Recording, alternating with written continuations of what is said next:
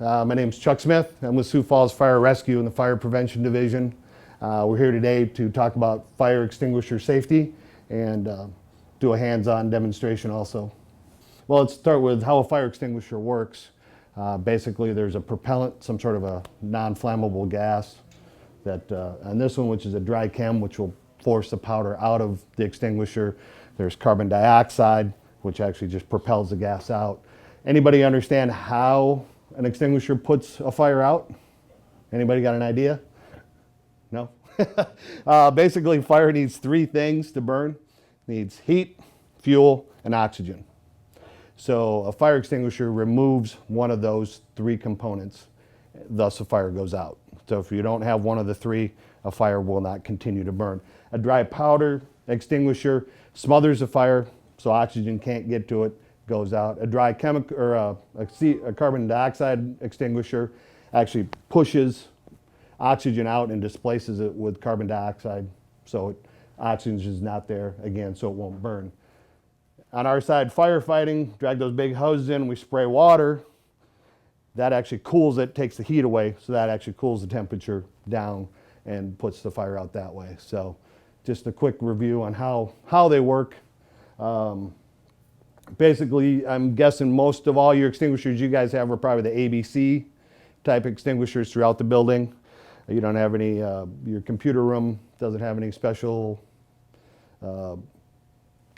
suppression system or anything like that. You guys don't have a large computer area or anything? Okay. As far as that goes, different types of, the basic different types, we talk about A, B, and C. A stands for ordinary combustibles, paper, wood, cardboard, things like that, that'll burn. B fires are flammable liquids, gasolines, that type of stuff, cooking oils. And C is electrical. So any type of hazard that you guys may have in the building, then one of these extinguishers should be able to work on the fire that you may have. There's a couple of different types of other extinguishers. There's pressurized water. You don't see those as much anymore because those only work on A-type fires, ordinary combustibles, that type of thing. Halon, that type of stuff works for computer equipment. So if you had a large server room, you might have a halon extinguishing system, which will protect the equipment, put the fire out, but it'll still protect your equipment a little bit better. Couple acronyms we need to remember. First one is RACE. Any of you guys remember what RACE stands for from training before? Anybody?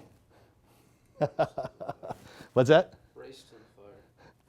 Well, sort of, yeah. So were you kind of raising your hand or just adjusting your hair? All right. RACE stands for rescue, alarm, contain, and extinguish.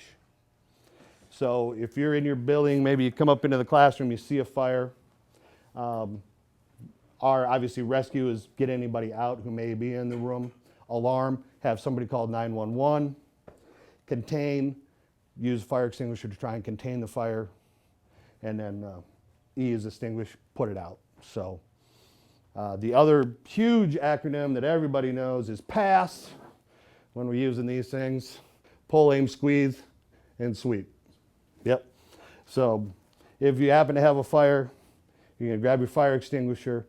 The biggest thing to remember is in the rescue part of it, if you come in, you find the fire, you get people out, you have, hey, call 911, you come back in and you go, you know what, I don't think this is going to work. Get out. I mean, you don't have to put the fire out in that instance. Just get everybody out of the building and that. It's up to you whether you feel that you can safely try and extinguish the fire with the extinguisher you have, or maybe have a couple of extinguishers to try and do it. If not, I mean, that's why we dial 911. The guys in the big red truck show up and put the fire out. So, but if you do feel that you can, not small enough, I got this extinguisher, I think I can do it. You'll come in, pull the pin. Always going to aim at the base of the fire, squeeze the trigger, and then sweep back and forth. Don't shoot it up towards the flames because that won't, remember we're trying to get it down on the base of the fire so we can reduce the oxygen so the fire will go out. If you're shooting it up high, that powder isn't going to be able to cake down on the fire itself and put the fire out. Main thing to remember is always keep yourself between the fire and your exit. So always have an exit behind you. So as you're going, you knock the fire down, you're like, all right, that's great. Never turn your back on the fire as you're walking out because it could flame up. So always have your exit behind you, spray. Think you got the fire out, just kind of back out.